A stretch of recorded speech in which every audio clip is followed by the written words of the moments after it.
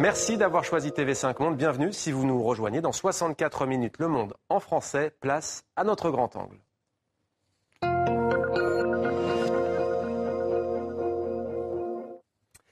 Les écologistes québécois se posent la question. Le Québec tiendra-t-il ses engagements de réduction des gaz à effet de serre ? À la veille de la grande conférence de Paris 2015 sur le climat, comment le nouveau gouvernement de la province francophone canadienne envisage-t-il la lutte contre le réchauffement de la planète ?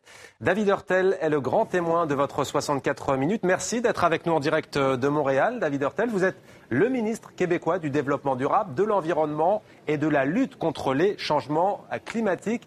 Alors le Parti québécois qui était au pouvoir était considéré comme plutôt anti-pétrole, anti-gaz de schiste. Ce n'est pas le cas des libéraux auxquels vous appartenez aujourd'hui. Comment concilier énergie fossile et réduction des émissions de CO2 ?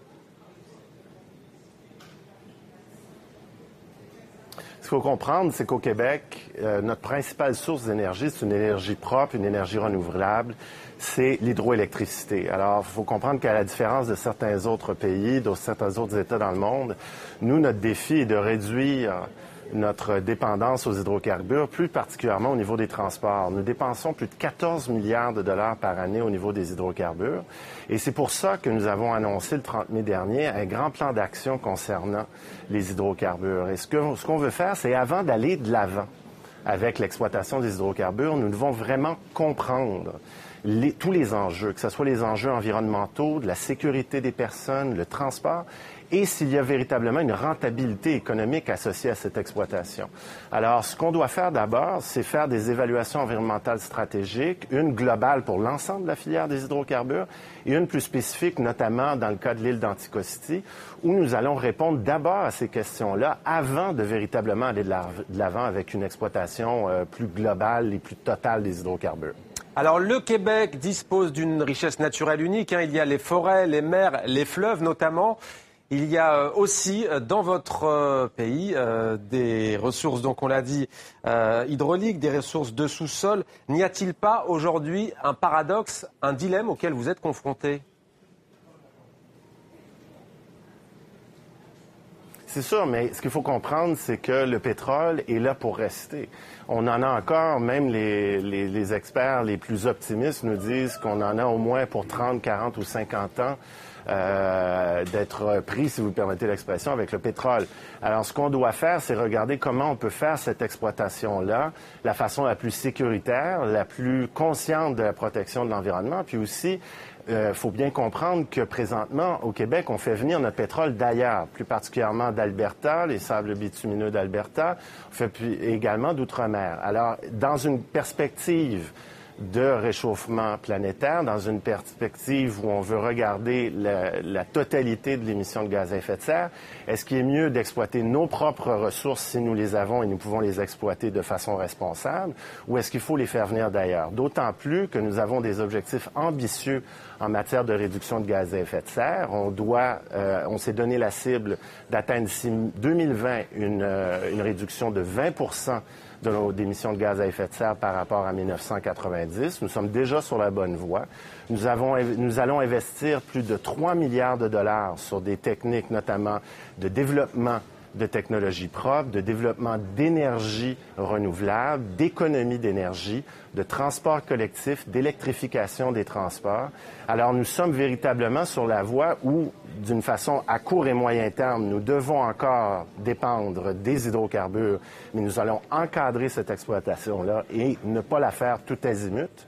Et deuxièmement, en parallèle avec ça, nous allons développer tout le secteur des technologies propres et des énergies renouvelables et des transports collectifs pour nous permettre d'atteindre nos cibles de réduction de gaz à effet de serre. Oui, mais vous le savez, monsieur le ministre, les écologistes québécois affirment de leur côté que les engagements du Québec en matière de réduction de CO2 ne seront pas tenus. Qu'en est-il au juste ? Alors, ce qu'il faut comprendre là-dessus, c'est que déjà, nous travaillons avec certains de ces groupes-là. Nous allons annoncer tout prochainement la création d'un comité conseil sur les changements climatiques qui nous aidera à justement bien moduler notre plan d'action sur les changements climatiques 2013-2020, qui va nous permettre d'atteindre ces cibles-là. Mais c'est sûr que cette cible de 20 elle est ambitieuse, mais nous avons bon espoir de l'atteindre justement parce que nous allons mettre de l'avant des méthodes et des techniques pour nous permettre de réduire, notamment parce que nos principaux secteurs d'émissions de gaz à effet de serre, c'est le secteur des transports, secteur industriel, également le secteur de la construction des bâtiments. Et dans ces secteurs-là, nous croyons pouvoir développer des technologies de pointe qui vont nous permettre de réduire nos émissions et également, en parallèle, développer des secteurs de développement économique et d'emploi qui vont permettre de tranquillement permettre la transition économique nécessaire pour que nous passions d'une économie basée sur les hydrocarbures à une économie basée sur des technologies propres. Alors, on a commémoré il y a quelques jours la catastrophe ferroviaire de Lac-Mégantic. La question du transport des hydrocarbures pose problème, au même titre d'ailleurs que les oléoducs qui traversent les territoires des autochtones, des Amérindiens. Que répondez-vous à ces deux inquiétudes ? Alors, une inquiétude, évidemment, cette tragédie, j'ai eu le privilège d'assister à ces cérémonies de commémoration le 6 juillet.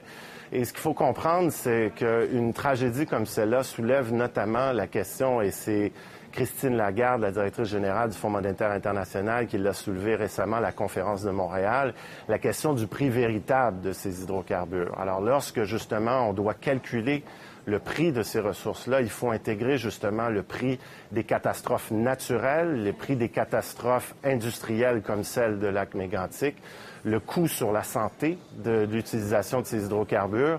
Et justement, ça soulève la question véritable de la nécessité d'agir immédiatement sur la réduction de notre dépendance sur les hydrocarbures.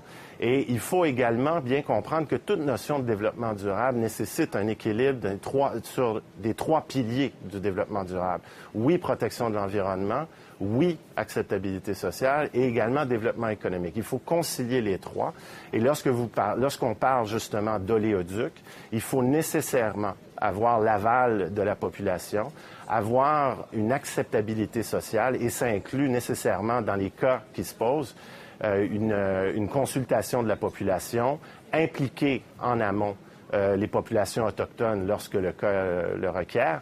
Mais il est clair qu'avant d'aller de l'avant avec des exploitations de projets d'hydrocarbures, et c'est cela que nos évaluations environnementales stratégiques vont nous permettre de déterminer, c'est s'il y a lieu d'aller de l'avant, non seulement d'un point de vue économique, mais d'abord et avant tout, s'il y a acceptabilité sociale, si l'environnement est protégé, si c'est sécuritaire de le faire, plus particulièrement au niveau de la question des transports de ces hydrocarbures.